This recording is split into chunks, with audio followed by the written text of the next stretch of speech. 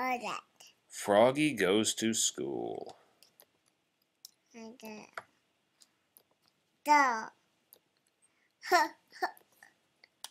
It was the first day of school.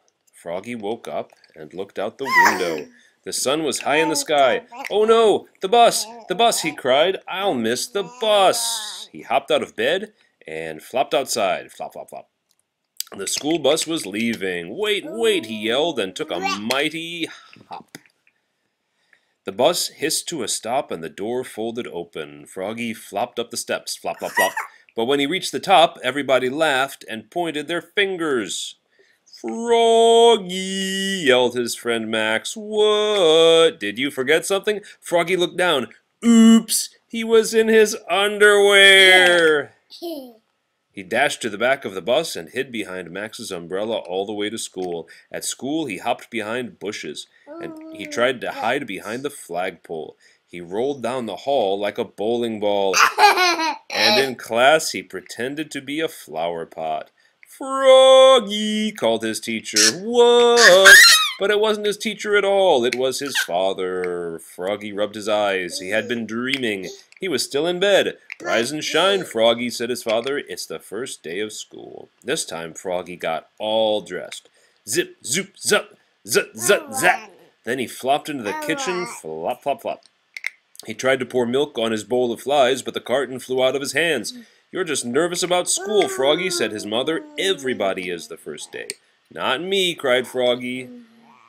And together they leapfrogged all the way to the bus stop. Flop, flop, flop.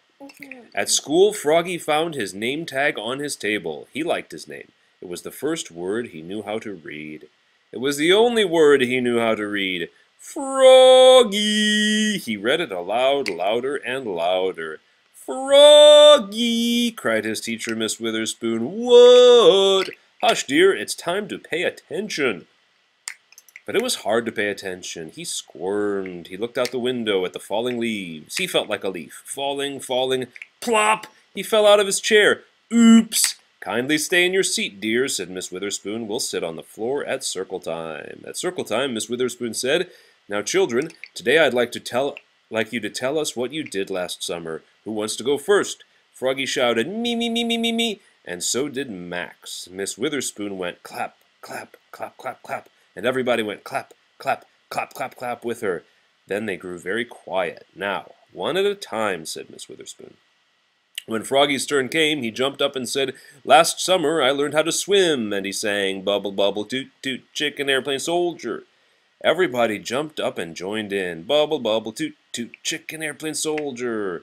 When, uh-oh, in walked the principal, Mr. Mugwort. "Bubble, bubble." "Oops!" cried Froggy, looking more red in the face than green. Mr. Mugwort glared at him. Then he joined in. "Bubble, bubble, toot, toot, chicken airplane soldier," till the bell rang for recess. When Froggy flopped off the bus after school, his father said, "Froggy, how was your first day of school?" "Great," said Froggy. "I taught the principal how to swim." That's nice," said his mother. "But where's your lunchbox and baseball cap?"